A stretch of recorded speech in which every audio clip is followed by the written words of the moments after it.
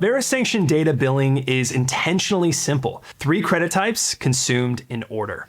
Your balance lives in the operational panel under Settings. Trial remaining, prepaid balance, and the current PAYG rate. The rate refreshes live from the backend each time the panel opens, so you always see the current price. If you got a coupon from a partner program, a renewal credit, or a webinar promo, go ahead and drop it in here. The code's redeemed instantly and the new credits appear in your prepaid balance immediately. You can redeem multiple codes, they actually stack. So the first time you finish your prepaid and trial credits and run a build pay-as-you-go screening, you'll see this modal exactly once. Now the title is Credits Exhausted, which is direct on purpose. The body tells you the new per screening rate. Click Continue, and you are back to work. Now it's a no surprises moment, not a paywall. We just want you to know that the meter just started running at the published rate. Now, API costs give you the full financial picture. The exact layout depends on your active data provider. When Plaid is active, you see one continuous view. Spend stats across the top, a budget meter, a monthly trend chart, a cost breakdown chart, and a usage table at the bottom. Now, when VeriSanction Data is active,